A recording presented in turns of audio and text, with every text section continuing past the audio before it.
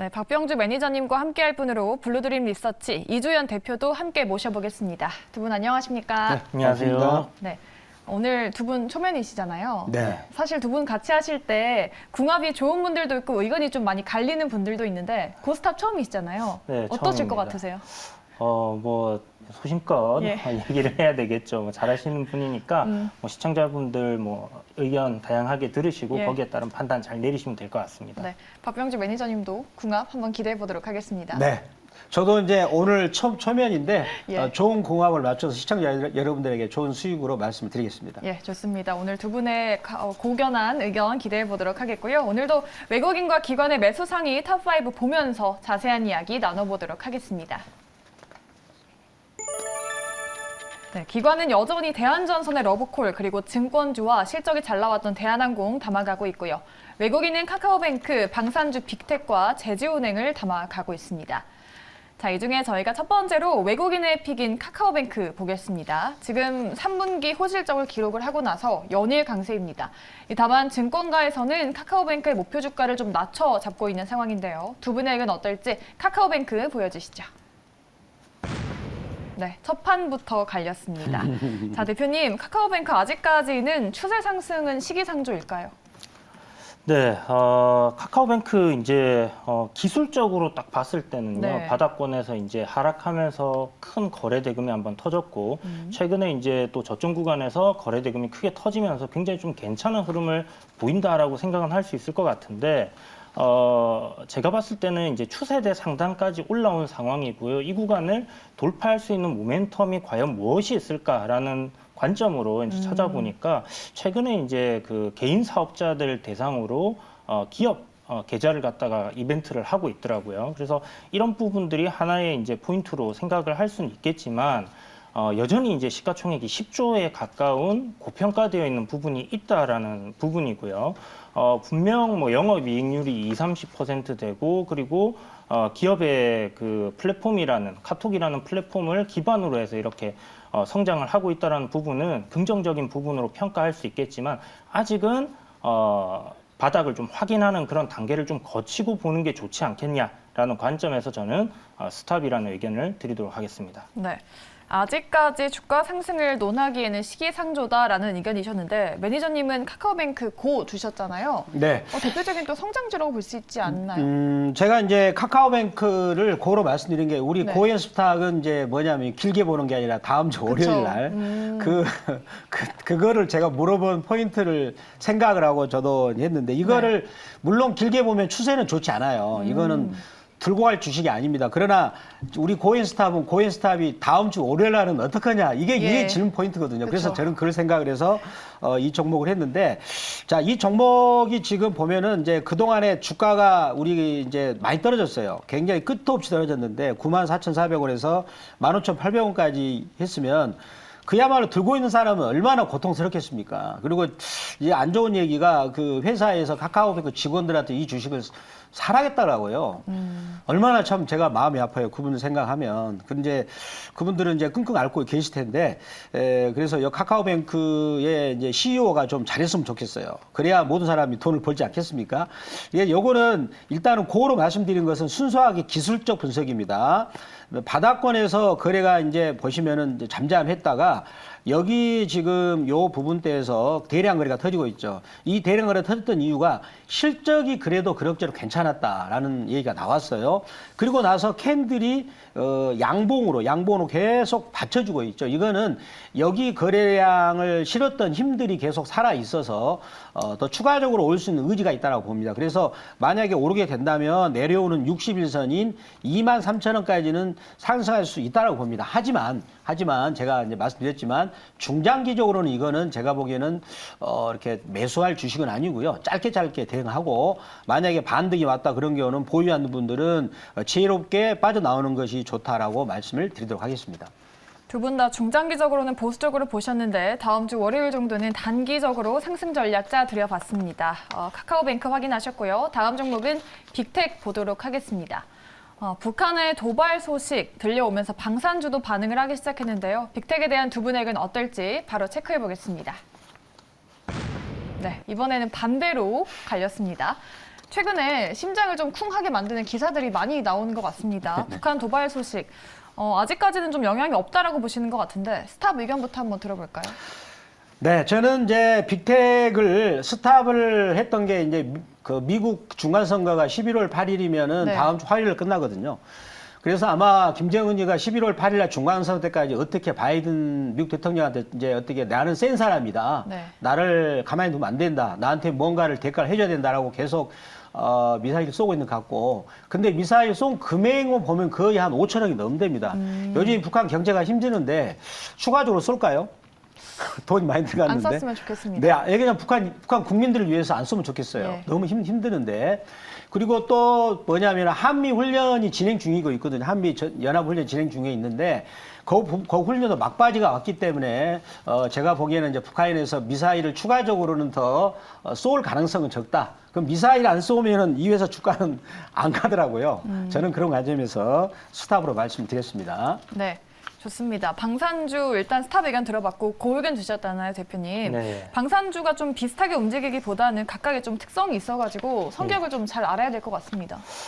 그렇죠. 이제 지금 기존에 이제 그 폴란드 쪽에 수출을 하는 뭐 그런 쪽으로 이슈가 엮였던 정말 튼튼한 그런 기업들 같은 경우는 한동안 시세에 크게 나와줬는데 우리가 이제 알고 있는 북한이 도발할 때마다 움직여주는 그런 테마성 이슈를 가지고 있는 종목들이 이제 빅텍이라든지 한일단조 뭐 이런 종목들이 될 텐데요.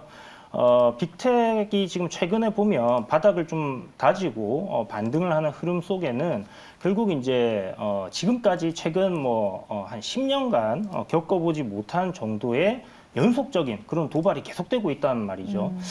이게 아무래도 뭐 미국에서 그리고 한국에서 북한의 도발이 있음에도 불구하고 뭐 특별한 뭐 대응책을 지금 내놓지 않고 있는 그런 상황이다 보니까 계속해서 여기를 좀 봐달라 하는 그런 뭐 제스처가 아닌가라고 생각을 할 수도 있을 것 같은데 어찌됐든 최근에 이제 도발 강도가 굉장히 강해졌다라는 부분하고요. 그리고 이제 중간선거 아까 말씀하신 것처럼 11월 8일 날까지니까 다음 주 화요일, 그러니까 이번 주말부터 이 짧은 기간 안에 핵실험을 할 가능성은 상당히 지금 높다라고 생각을 해볼 수 있을 것 같습니다. 그런 부분에 따라서 지금 주가가 상승 흐름을 단기적으로 좀 그리고 있는 부분이라고 생각이 들고요. 7,500원대 그 정도의 저항 라인이 분명히 존재하고 있고 굉장히 강한 매물대거든요.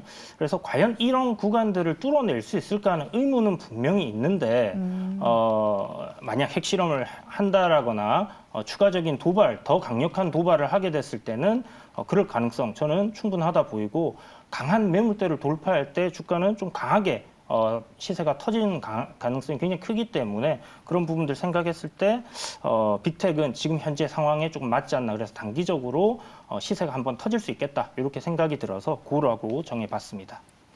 그러면 방산주 전체적으로 같은 의견이신지 지금 방산주 대부분의 차트가 좀 추세를 오래 유지하기보다 테마에 반응하는 모습이 많이 관찰이 되거든요. 빅텍 말고 다른 방산주도 접근 유효할까요? 네, 뭐 스페코라든지 그다음에 뭐 한일 단조 뭐 이런 종목들 같은 경우는 아마 빅텍이 크게 오르게 되면 테마들 같은 경우는 2등주, 3등주들이 따라 움직이는 흐름들이 나올 거기 때문에 그런 관점에서 보신다라면 충분히 괜찮을 것 같고요. 그리고 한컴 라이프라고 해서 최근에 이제 핵실험하게 되면 방독면 관련된 부분들이 이슈가 되면서 전쟁주로 이제 또 포함이 된 게 있습니다. 그래서 뭐 요드 관련주라든지 이런 관련주들을 함께 좀 보시면 괜찮다라는 생각이 들고요. 그 다음에 뭐 현대로템이라든지 뭐 LIG 같은 그런 좀 대형주들, 대형 방산주들 같은 경우는 그렇게 크게까지 영향을 받을까라는 생각은 있습니다. 그래서 지금은 소형주들 위주로 좀 단기적인 관점으로 접근을 해보시는 게 좋겠다 이렇게 말씀드릴게요.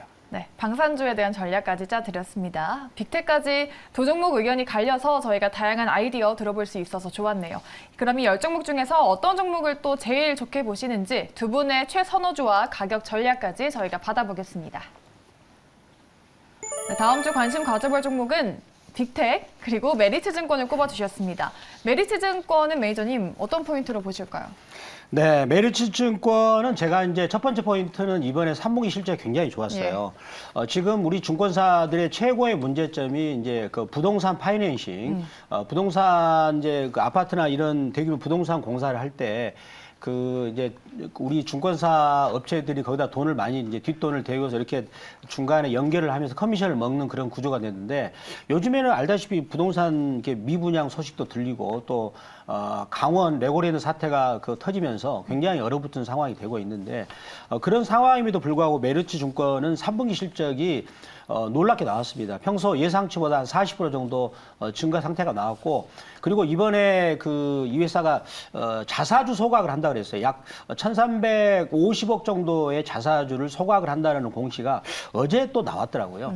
그렇다면 자사주 소각한다는 것은 그만큼 돈을 또 잘 벌고 또 자사주 소각으로 인해서 주당 자산 가치가 올라가고 주당 또 순익 가치가 올라가게 됩니다. 왜냐하면 그만큼 주식을 없애버리니까 따라서 그렇게 놓고 그런 부분이 포인트가 되겠고요. 그리고 주가가 올해 4월 달에 7,010원이었던 것이 지금 3,345원으로서 거의 50%가 지금 빠진 상태거든요. 따라서 가격적인 매력도 있어 보인다라는 생각이 들어서요. 이 종목을 제가 준비했고요. 자, 이 종목에 대해서 현재 3,890원대에서 매수가 가능하다라고 말씀을 드리겠고요. 자, 목표가는 1차 목표가는 내려오는 61선을 뚫어서 121선까지 보면서 저는 121선 여기가 있거든요. 바로 녹색 선인데 한 4,500원까지 말씀을 드리겠고 그리고 손절가는 3,400원 말씀을 드리도록 하겠습니다.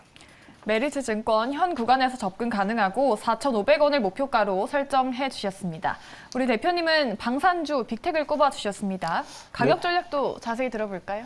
네, 시장이 이제 최근에 좀 반등이 나왔는데 네. 또 조정이 나올 수 있는 그런 가능성이 있어 보이고 또 거기다가 이제 주말 아까 말씀드렸다시피 이런 이제 북한의 핵실험 가능성 이런 부분들이 주가를 상승시킬 수 있는 모멘텀이다라는 관점으로 접근을 하시면 좋을 것 같고요.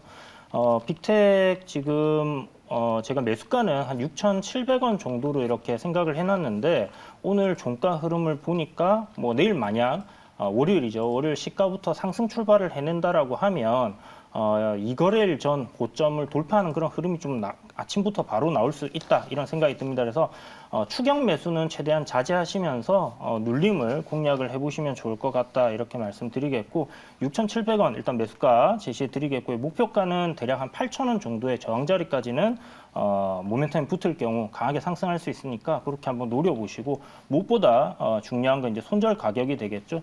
6,150원 정도를 손절가로 잡으신다라면 추세적인 부분 이탈할 때는 정리를 할 수 있겠다 이렇게 생각이 드니까 이런 가격 전략들 잘 참고하셔가지고 접근해 보시는 게 좋을 것 같습니다. 네. 빅텍은 목표가 8,000원으로 설정해 주셨습니다. 이렇게 두 가지 공략주 저희가 알아봤고요. 매니저님은 잠시 뒤에 무료 방송 기다리고 있죠? 네, 제가 오늘 5시 반에 이제 무료 방송을 할 건데, 자, 지금 우리 시청자 여러분들께서 미국 증시는 이렇게 빠지는데 우리나라 증시는 오늘 안 빠지고 또 베트남 증시는 빠지는데 우리나라 증시는 홍콩은 또 오르는데 상당히 좀 헷갈릴 거예요.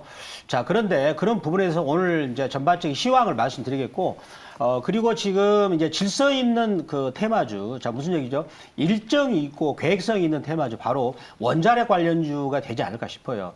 네옴시티 관련주들은 제가 히림이나 이런 종목들을 말씀드리니까 수익이 많이 났는데, 네옴시티 같은 경우는 지금 주가가 좀 단기적으로 많이 올랐어요. 그래서 이제 이번에 원자력 관련 같은 경우는 폴란드 관련 수주권도 있지만은 이제 체코에서 약 32조 정도에 해당되는 그런 수주권도 기다리고 있습니다. 거기 관련해서 오늘 제가 5시 반 무료 방송에서 말씀을 드리도록 하겠습니다. 네, 이렇게 두 분의 고엔스탑 함께 해봤고요. 저희는 다음 주에 뵙도록 하겠습니다. 오늘 MBN골드 박병주 매니저 그리고 블루드림 리서치 이주연 대표님 수고하셨습니다. 두 분 고맙습니다. 감사합니다.